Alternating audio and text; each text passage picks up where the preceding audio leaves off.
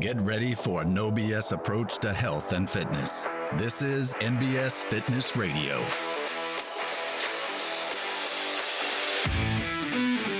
All right, what's up? We are back on NBS Fitness Radio, and I am here with Angie Foree. Angie has been with NBS Fitness now. You're in your 5th year? 5 years. 5 years, rock and roll. And we're going to learn a little bit about Angie's story today. So first of all, say hello to everybody. Hello. Thank you, David. All right, very cool.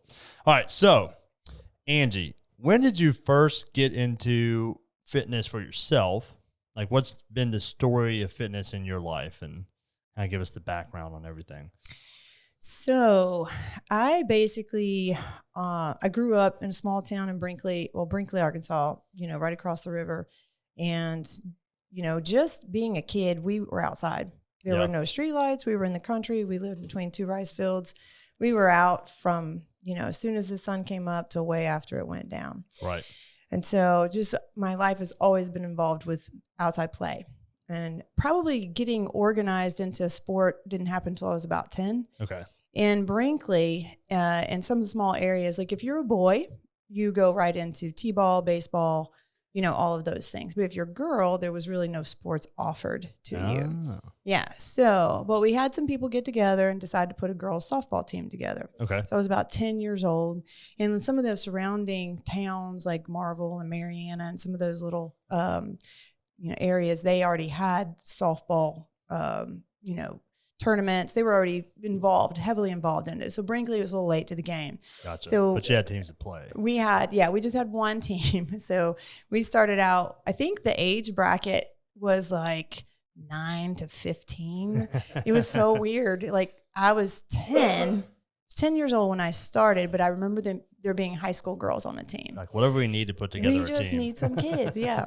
So, having no experience in, any sport at that point, I was a real small kid. So they were like, we're going to put you behind the plate. That's the best place for you. Catcher. Okay. Yeah. So I started out as a catcher.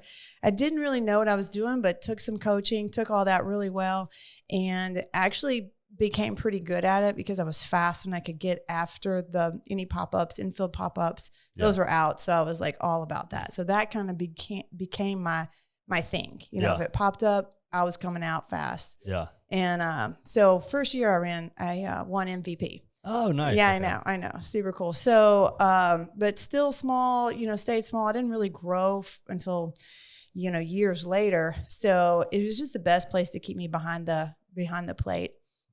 So I played probably, I guess maybe, 15 or 20 years, all together, Oh, wow. So yeah. So later on I got into like women's softball leagues and stuff like so that. You played in high school, obviously. So yeah, but it was not with the school. So we had very specific sports, and so the only thing that I could do, because there was like basketball and there was, obviously football for the boys, cheerleading for the girls. But my 9th grade year, we got a new set of coaches, in town, and they took over the football team, all the athletics, and they were young. And I was like, oh, these guys are cute. So I was like, I think I'm going to go out for track. Okay. So had no idea what I was doing, but I was like, oh, I'm going to do this. My best friend, she knew she wanted to run hurdles. And I was like, no, I can't do that. I can't cover a hurdle.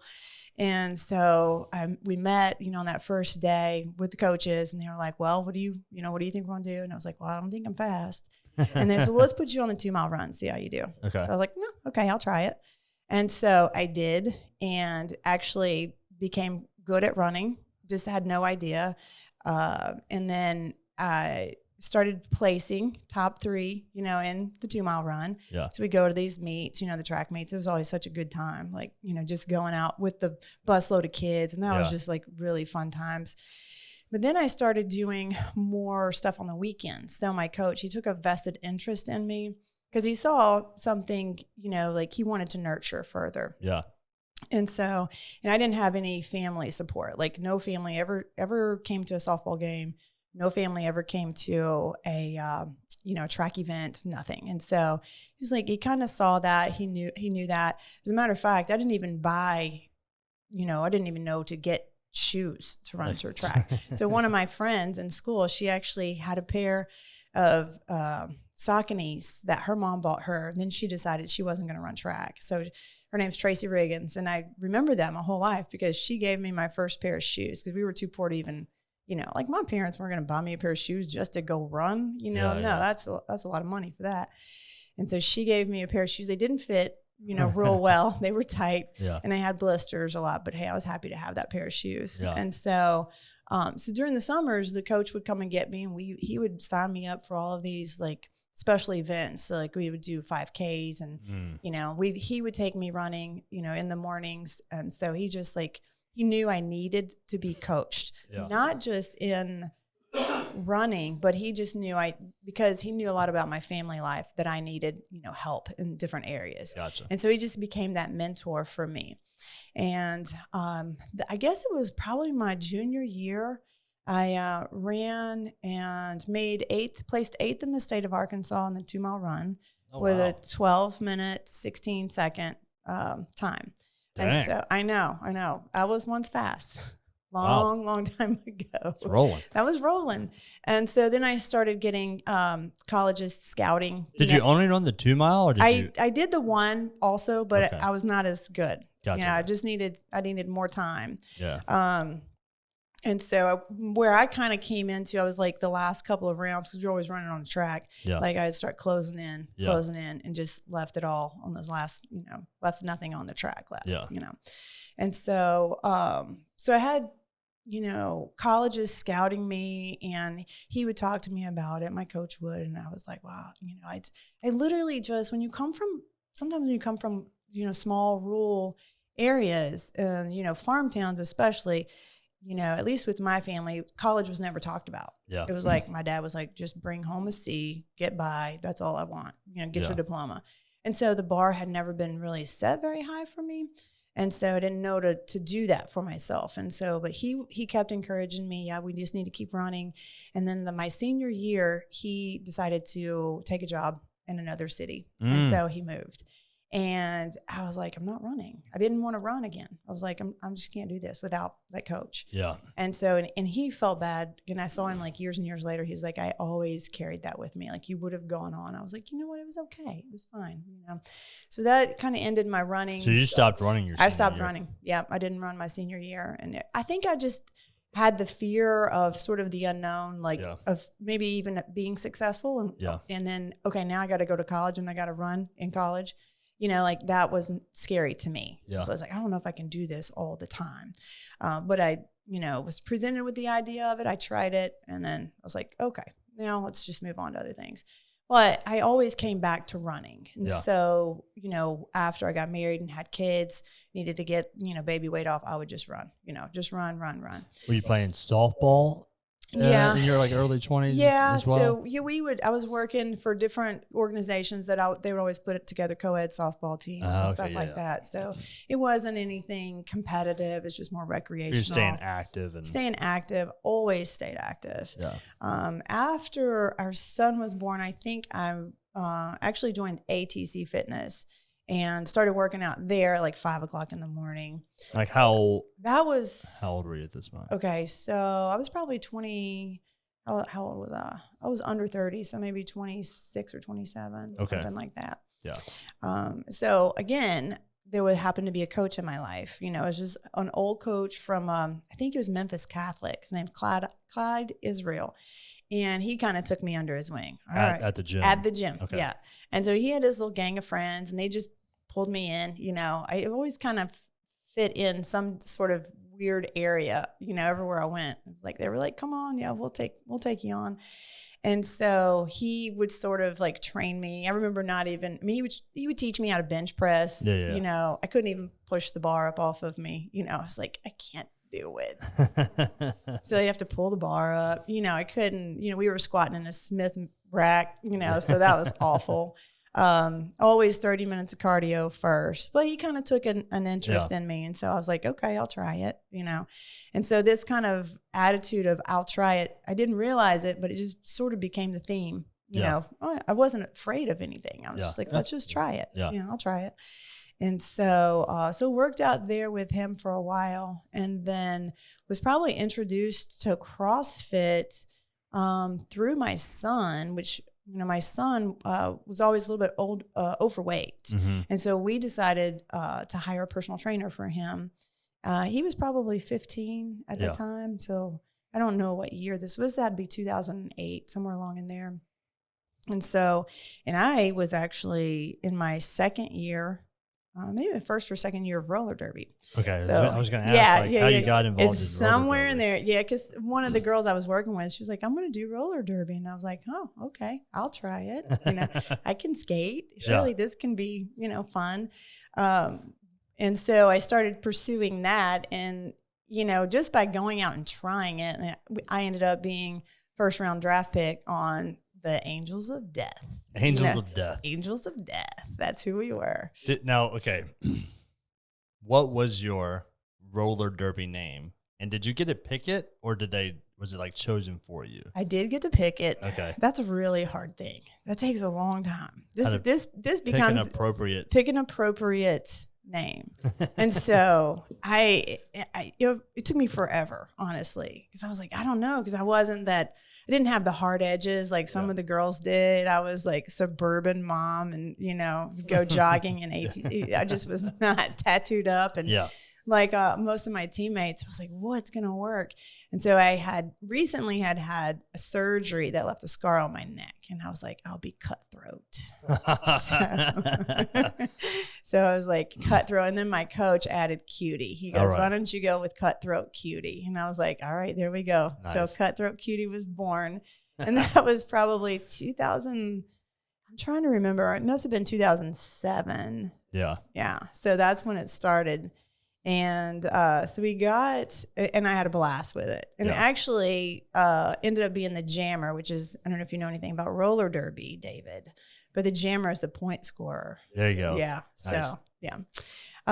So it was pretty That's the part you're trying to get through. I'm trying to get through the pack. Yeah. And then you got to work. You're trying to make laps on the rink. That's right. Did y'all have the angled banks? Bank track? No, we had flat track. Okay. Yeah, flat track, and we were in quad skates, like old school. So, and that's really the reason I, decided to try it, because that's what we did as kids. Like we had the roller rink, skating rink at home, and movie theater. That was it. So on Friday and Saturday nights, you just went to the skating rink. Oh so yeah. I was skating, at 6 years old. Yeah. Where did y'all do roller derby at? Well, we were in Collierville for a while. Okay. At the skating rink there. I forget the name of it. Skateland?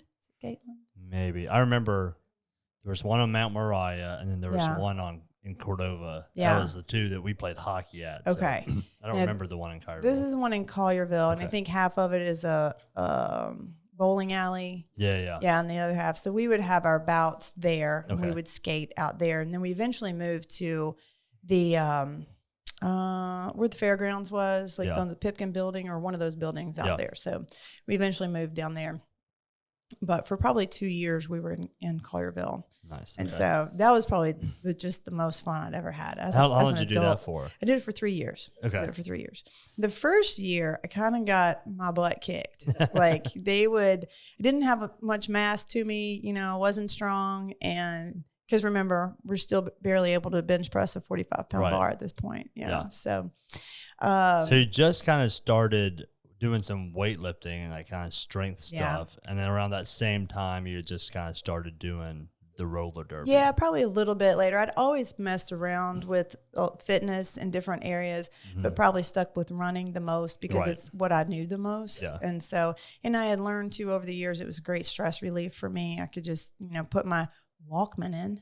Yeah. Oh, yeah. Yeah, Walkman. With the cassette? Or with originally, yes. Okay, and then I moved up the CD. That thing's heavy. With the shock. I did. Proof one. It was yellow and black. Stop playing. Yes. Did it attach to your to your upper arm? Yes, it did. I remember those. Actually, I had the one it had a hand thing. Yeah, I could put your hand in it and hold it. So nice. So that's where I went with that. But I just realized that this is a great place for me to kind of like empty my head out. And I just kind of stuck with running. Nice. So got our son doing some personal training in 2008, and I was still in roller derby, and the guy that was training him actually introduced the CrossFit model to him. And I didn't understand it. Like, he was like, yeah, you should go to this website and check it out. And by the time I got home, what was that he said? You know, I had like no idea. Like, what is this CrossFit thing? So he was training your son like in CrossFit. Mm-hmm. Out of where? Yeah. So remember the gym so it was this little gym in Bartlett. What was the name of that thing? They didn't stay around very long. Most of those didn't. But I just remember the lady that ran it. She would sit outside and smoke and, you know, wait for people to come in. Yeah. I forget. I'll think of the name of it. But anyway, so this guy would just meet us there. Okay. And he would train Cody. And then I would come in and just kind of train or, you know, get on the elliptical, whatever, while they were working out. Gotcha. And so he was just he was really like basically giving Cody way too much volume. Okay. Yeah. The kid was dying, you know, but he enjoyed it. And so we're like, okay, well, let's just stick with it, you know. And so after a while, I just, you know, started training with them. Okay. I was like, let me just try this. Maybe I get stronger in Derby, you know. Yeah. So then we started training at CrossFit Memphis because they were just sort of opening up. Were you working out with this personal trainer who had gone there? Yeah. So the personal trainer, he wasn't, I guess he had worked out a deal with the CrossFit Memphis guys. Like we could go in there and he could train us. Yeah. Because he didn't have a location. And so we would just use their location. This is CrossFit Memphis. CrossFit Memphis location. Yeah. And so we would be there like 4:30, 4:45 in the morning, you know. And I remember like before school. Yeah. And I'm just like, we were glassy eyed driving back to the house because we just got our butts handed to us in such a hard way. Like I remember holding the steering wheel going, I can't move my arms. Like I literally can't move my arms. You're doing like, and we were at the death stare, just trying to drive back home. OG CrossFit. It was workouts. OG CrossFit workouts. Yeah. The first deadlift I ever did, there was 85 pounds on the bar, and the trainer, which I learned how not to be. Sometimes bad experiences help us be better. But he was like, just pick it up and keep your back straight. I was like, I don't know how to do that. You know, and so I looked like a turtle, you know, and I couldn't move 85 pounds off the floor. You know, it was awful. But somehow I kept going back. Yeah. And so I just was like, I just want to try it. I just want to keep trying it. Yeah. And so, you know, it kind of seems like you saw your potential in a lot of these things and like, I think I can probably be better than I currently am, or even maybe good at this. So I'm going to keep trying and see what I can do. Like the softball, running, roller derby, and CrossFit. You're like, I think I can be better at this. I'm going to give it a shot. Oh yeah. 100%. Like I just never knew what I could be good at. And so I was like, well, I just have to try it, you know, because I felt like I just didn't have fears for trying things. And so I was like, oh, well, you know, if it hurts, you know, we'll get over it. And so I just kind of developed this grit, you know, that just kept compounding itself because I would just keep trying. Okay, let's just try it. Let's just try it. And that just, you know, carried through most of my adult life as well. And so we trained maybe 2 or 3 times a week. And that went on for probably, that must have started in late 2008. And so I'm still doing roller derby. And now I'm seeing a big change in how I handle these blocks, you know, because before, anytime that one of the girls would try to block me to get through the pack, they would just sell me off the track. I'm just like falling, you know, off the track. And when I started doing CrossFit, I was like, these girls are bouncing off me. I am digging in. Like I felt that strength coming from, you know, the center of me. And I was like, okay, I think I might be a badass here after all. You know? And so then I really started having more fun. And so I did roller derby for 3 years, and we won our championships each year. Oh, nice. So y'all won 3 years in a row. We won 3 years in a row. Oh, nice. Yeah. And on the last championship bout, I just remember like, this was it. I'd already stated that this was it for me. I'm retiring, you know, and I was hoping that we would just, you know, go down with our 3rd win. Yeah. And cause I was 40 years old at that point. Yeah. And you know, roller derby is really hard on your body, especially the older that you get. I'm tired of falling. Yeah. My knees were holding up, but how long can this hold up? Yeah. And so at that point too, I was already falling in love with this whole idea of CrossFit and like pushing myself into another, finding my limits in another Still working area. out with the trainer, or had you started with the group classes yet? No, we were still working out with the trainer at Okay. that point. Gotcha. So we're probably, I bet we're maybe May of 2009. And so we've been, doing this training for all this time. And then he finally says, well, I think I want to open up a gym, and I could really use a trainer. So I was like, oh, this might be something I could do. Gotcha. And I was working full time, with another job. And so eventually just started coaching. I got my training. So I got my level 1, actually 12 years ago this month.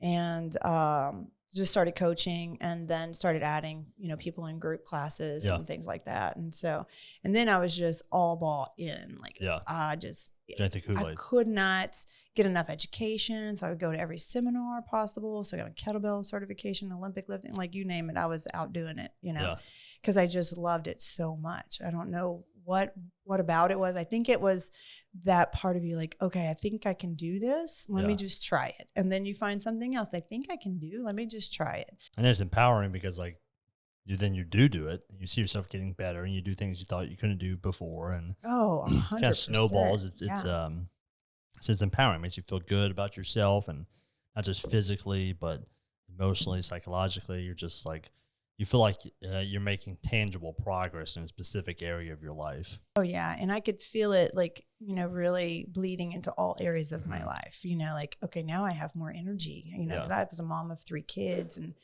I think everybody was teenagers at that point. I was like, you got to have a lot of energy for these guys. Yeah.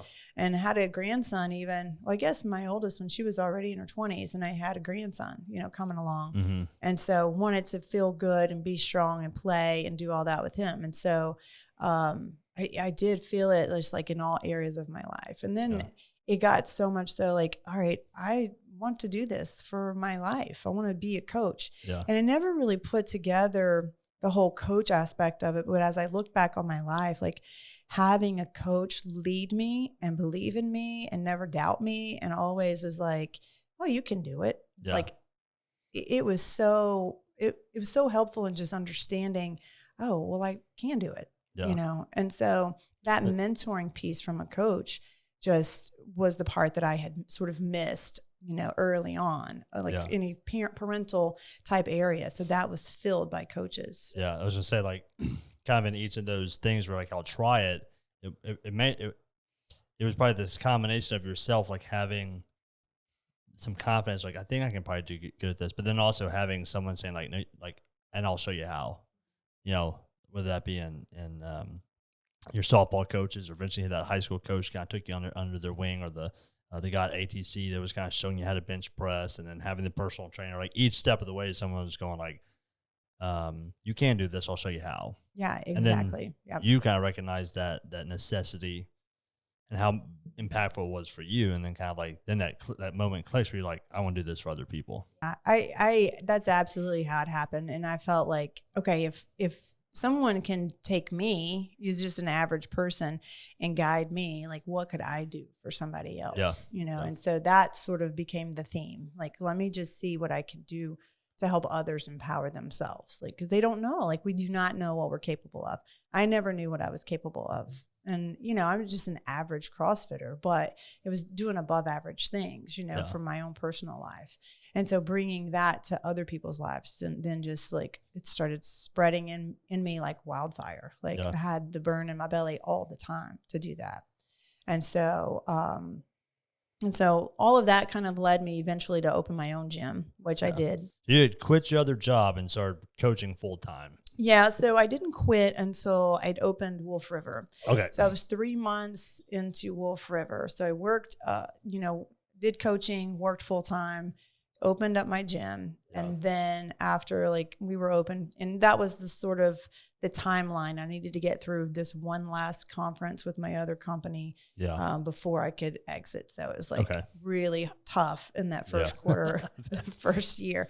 I was like, I gotta see this through, So the timing was a challenge for sure. But so quit my full-time job, which, my husband was supportive of me in every single area because he's seen me go pretty crazy, over the years. And so, but he's always been super supportive, like, oh, you want to quit your full-time job and do what? Like open a business. Yeah. And so, but he always, just supported me in whatever, crazy thing. And so opened up Wolf River in January 2012. And then, had that as my sole job to do, And so had Wolf River, loved it, loved everything about it. Bringing people in, like I still have relationships with some of those people. Some of those people were actually with me at a previous gym. I was going to ask you, like, who's been the longest client you've had? Let's see. We were talking about this the other day. Well, Ken and Sherry Stewart started with me at the first gym I was at. So I did like their on-ramp or whatever we called it at that time. Mm-hmm. Then I was like, oh, and by the way, I'm going to be leaving, Yeah. So I didn't see them again but when their contract was up, they popped over to Wolf River. And so I don't remember what year that was, but it was probably a year later. Yeah. But my longest client from Wolf River, who's now still with me, will be Kendra. I think she was with me probably maybe February or March of 2012. Yeah. And then Tina came on board probably July of 2012. And so they've been, with me ever since. That's awesome. And so, yeah. It's cool now having been in it for 10 years and be like, man, or over 10 years and be like, man, I've had people that have been with me for over a decade. It's kind of crazy. Yeah. Yeah. Because first of all, I don't feel like I've been doing this that long. And then second of all, y'all really stuck with me all that time. I was joking with Doug this morning. He was talking about buying a boat. I was like, Doug, literally for 12 years, you've been telling me don't buy a boat. And now you're buying a boat. But then I kind of clicked. I was like, 12 years? Yeah. You've been with me for 12 years? 12 like, wow, years. okay. Yeah, I know. It goes so fast. But then and you kind of see each other through your growing pains, with your family, and you just, and vice versa, you see what they go through. And so it's so great to have those relationships because they always go further and deeper than just in the gym. Yeah. They really do. You kind of buy into each other's lives. And that's the cool thing, that we get to experience. But what do we have? We had Wolf River until you opened up Wolf River in 2012. Yeah, 2012. And so I was at a point. So if I could get my years right, so 2016 must have been okay. So mid 2016, Steve and I sat down and we're talking about so we're seeing that we've got to make some changes here. We're coming up on this 5-year thing, which, in small business is like, okay, if you can make it 5 years, you're in the clear. And so that's always your panic. We talked about this past weekend, like, oh my gosh, am I going to make it to 5 years or 3 to, okay, I made it through the first, the second, the third, the fourth. Yeah. I got to make it through 5, that just sticks with you. Like you feel like you're going to fail, And so we needed to make a change. So as we're going to put some money into the gym, we need to move, find a new location, get a better, maybe because we had no one could see where we were. So we were just kind of tucked back over near Doolin's. And so we needed to be out in the open a little bit more. So we were trying to decide what to do. And then we'd actually looked at this building before. I think it was it John Deere was leasing this building out before you came in? Yep. Yeah. And then I think because Steve was doing construction at that time and he could see who's in what building and who owns what and stuff like that. And so we just kind of traced some information back and found out about you and the building next door. Yeah. And that you were moving out of it. Yeah. And so I was like, well, let me just call him because I knew that the guy that owned that building, he had owned some other area. Do you remember his name? Do you remember that guy? You know who I'm talking about? My old landlord. Yeah, from the other place. Well, I can't think of his name, but he owned all 3 of these buildings. Yeah. And so he had sold this one to me. Yeah. To get out my contract, my lease at the other building.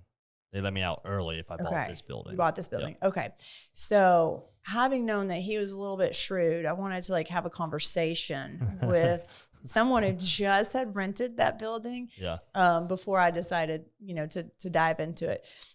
Excuse me, because I had definitely dealt with some challenges as a female in business that I didn't want to have to deal with this guy. And so I remember just calling you up and just introducing myself to you and saying, yeah, you don't know me, but I own a gym. We're not I don't feel like we're competing businesses because I'm CrossFit and you're powerlifting. And you were gracious and like, okay, well, yeah, tell me kind of what you're thinking about, what do you want to do? Yeah. You know? And so I remember just having, that conversation, and you were like, well, let's just meet up. And I think I came over here first and you showed me around this facility. Yeah, I know it's sketchy. It's so long ago. I know. It seems so long ago. Sounds right. But it sounds right. And then you presented the idea to me of selling Wolf River and, over here, changing the name. And I would just remember feeling like I just got kicked in the gut. Like, what? I just spent 5 years of my blood in my life opening this gym and getting it rolling. You want me to close it? Yeah. And so I was like, oh man, I remember going, that's a lot to take in. I'm gonna have to get back with you on that. And so that's where I like to fondly refer to you as your Fat David. It's Fat David. Fat David. Back in the day. Back in the day, because you were trying to hit an elite total at what weight? 275 and then 308. Yeah, I was like 280, I think, at the time. Yeah. We first started talking. Well, I just remember like I had you back, come to my facility and meet with me, and we talked about it further. And I just remember you coming in and you were already out of breath by the time like you walked in my door. And I'm like, and this guy really wants me to seriously consider selling my business and working for him. He can't even walk in the parking lot without losing his breath. But, as we sat down and kind of talked through some things and Steve was really good and instrumental at helping me, discover that this would really probably be to the best benefit. Yeah. And so, obviously closed Wolf River, and I believe it was September then of 2016. So we were just a few months shy of 5 years old. Yep. And so, but I can look back and say it was definitely the best decision that I had made from a business standpoint and a personal life standpoint. Because pouring yourself into a facility, and I was, person that wore the hat for everything. Yeah. I mean, I had a great coaching staff, but still like, okay, if I have a coaching break, I'm going in, I'm like, okay, we got to get social media, or we got to do this, or do it all. I'm trying to get, okay, who hasn't paid? I chasing down dollars and all that kind of stuff. It was just really, really hard. Yeah. So what was a great appeal to me is you already had some of those things in place and handled, where that was not going to be something that I had to, really necessarily focus on. I could focus on coaching. Yeah. Which is what I wanted to do the most. Yeah. Which I think kind of, that's the theme with a lot of these box owners. Like, we just love coaching and need to do it and want to do it and have this strong desire. We don't ever really want to have our own business, but that's the way you have to get there sometimes. Yeah, I kind of, when I talk to people about being a business owner, it's like, one of the things for me personally that I think has helped me be successful in this business. Like, I love business. I didn't know it until I opened a business, but I love business. A lot of people don't love business. Yeah. You know what I mean? They love fitness and they love coaching and they love helping people. But they don't like solving all the other problems that revolve around that. And like, I like solving those problems. I mean, I also love coaching people and fitness and very passionate about that. But I love solving those problems. I love business. So I didn't start off that way. It just kind of like fell into it, as I get going.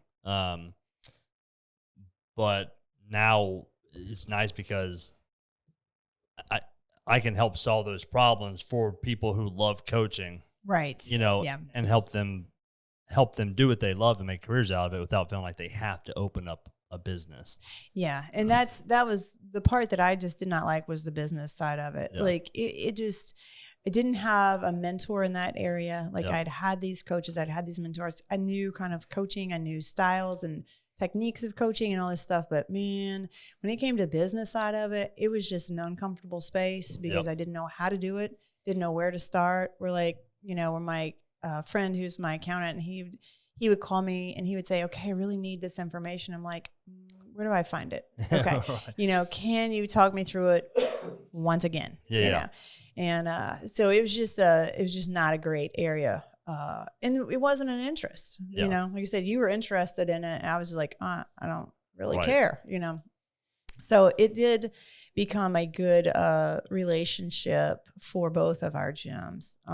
It was tough. It was tough to close Wolf River. I mean, I loved it. I was very passionate about it. But more than being passionate about like a facility, I was passionate about helping people. And so I had to stay focused on that. Like, this is an opportunity where I can help more people. And so, and now we're about to celebrate a 5th anniversary, I guess in September of, me being here. Yeah. So, and I think about like all the people that I've been able to help, through different avenues. Like, we were talking about this before, like nutrition coaching and, personal training and group coaching and all that stuff. Like, the opportunities that I have that exist in all these, areas has just been great and phenomenal. So, yeah, there's definitely, it was probably one of the hardest business moves for both of us at that time. And like, there's definitely some headaches along the way, especially with trying to do group training in an open gym space. That was like, that was a hard year. That was so hard.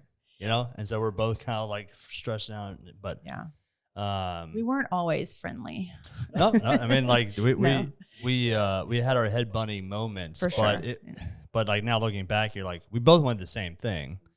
We were just anxious to get there. We were anxious to get there, and I was used to being in control. Mm-hmm.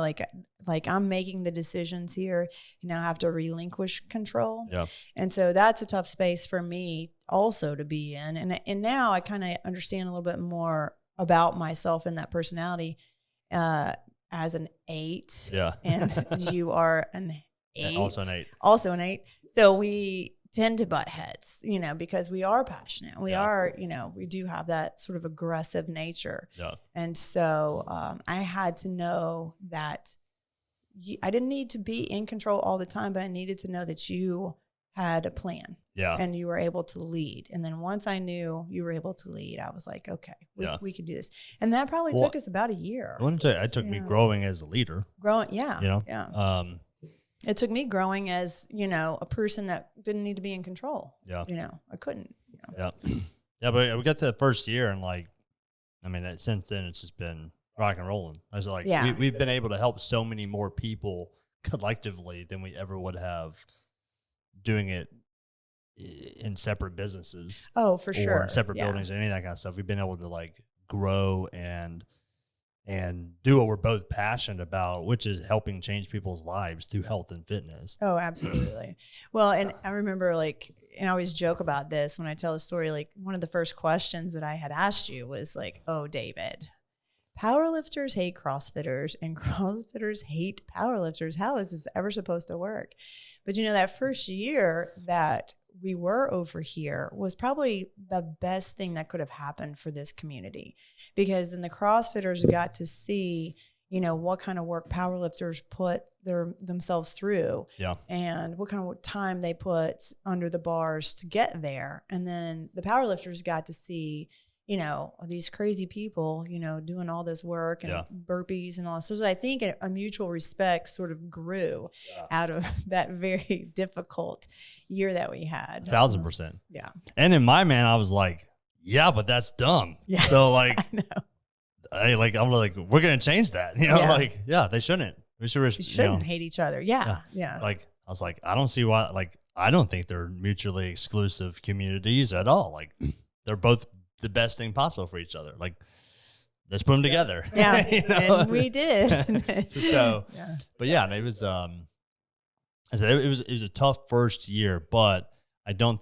But that first year, and like just like with anything else, like going through that struggle, that discomfort forced us all to grow and learn and just kind of solidified even stronger in product in our own relationships, but in our business as well, and the way that we deliver our product, the knowledge behind it is just like looking back, my man, like I look at like one of those decisions that you made that were like monumental decisions. That was one of them. Yeah. Like when you called, I was like, hey, Bill, instead of moving in next door, why don't you just move in here? Yeah. Why don't you just come right into this building? Just come into this building. Yeah. Yeah. Like, there's certain things I can point back and go like 10 years later and go like, that was a monumental decision. That changed the course of this business for the better, going forward. So that was, that's a big one. That's a big one. It's a big one too for me because it changed the course of my profession. Like, and that was one thing Steve would talk to me about. He was like, babe, how long can you do this on your own? Yeah. Like, and what's your exit strategy? Like, are you just going to have to close the doors one day? Or, like when, what does that look like for you?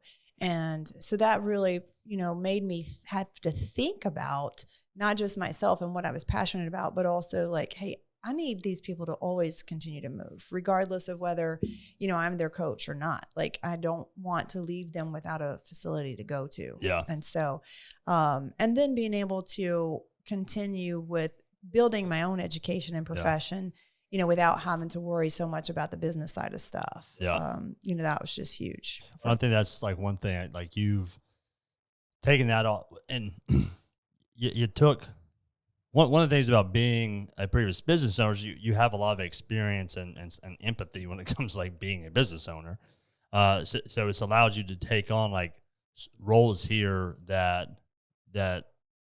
some managerial roles and tasks without being overwhelmed by them. Right. Like now you get to focus on what you love doing, which is coaching people, developing people, and like changing people's lives through health and fitness, which you do an amazing job of, and without being bogged down by, some of the business stuff. Right. Yeah.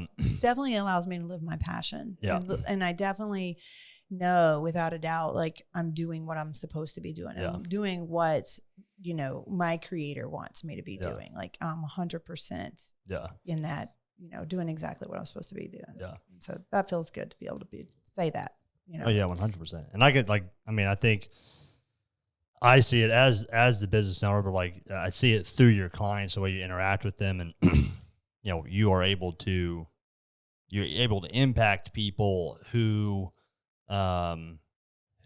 you're now their coach. Like you've had that, not that you weren't their coach before, but like it's interesting to see how you've had kind of that turnaround. Like when you were in high school, you had that guy who was going, hey, I'm going to show you, I'm going to take you there. I'm going to show you the path. I'm going to walk it right beside you. Like I'm going to guide you. I'm going to be that person for you. And now you're able to come in like on a daily basis and say like, hey, I'm your person. I'm your guide. We're going to do this together. And then you get to see all those amazing changes in their lives. And they tell us all the time, and now you've built all these amazing relationships. So it's cool to see yourself be able to go and can now fit into that position. Yeah, now I get to be that person. Be the person that changes their lives for the better. Yeah, and I never really thought about it. I never really said, hey, I want to be the person that changes other people's lives. Like I think I just kind of slowly evolved into that position. Yeah. And then the more that I coached, the more I was like, I could tell I was making an impact and, wanted to make an impact on kids. That's probably the area that I was like, I think this would be a good area for me because I had this positive impact on me as a kid. Yeah. And so when I started coaching kids, I took kids, I think they were as young as 8 years old, and being able to, coach kids and like help them find a belief in themselves. It didn't matter like where they came from. I don't care if their parents went to every ball game or didn't go to any ball games. It was like, you have to find this inside yourself. Yeah. And you have to look for it. No one else can hand it to you. Yeah. And so that was probably, one of the areas that I loved the most, starting out. I probably coached kids, I don't know how many years, maybe 7 or 8 years up until a couple of years ago when, because I was doing it year round, Yeah. And really cool too is that I have kids that were 8 years old that started with me that are now, well, one of them's in college and, another one's going off to college. So now they're, and they always come back and visit me. Yeah. And that's the coolest thing. Like I could have never, saw that, part of it for myself, but it's, it's very powerful to have them come back and, hug me and shake my hand or, like, thanks for being so hard on me. Yeah. It's cool to see the kids you train in high school grow up to be adults and like have kids of their own. Yeah, no, it's, Yeah. You're like, wow. Okay. Or like the adults you train and now you're training their kids. Yeah. Train their kids. Yeah. Very I cool. know. Yeah. Well, very cool, Angie. Man, your story is really awesome. It's cool to see, how growing up coaches impacted you and how now you've been able to impact other people as a coach. So I love it. thank you for coming on MBS Fitness Radio. Thanks, David. All right, guys. MBS Fitness Radio out. Thank you for listening to NBS Fitness Radio. If you enjoyed the podcast, be sure to share it with your friends, follow us on social media, and check out our website at www.nbsfitness.net. Hit the subscribe button and tune in next time for more NBS Fitness Radio.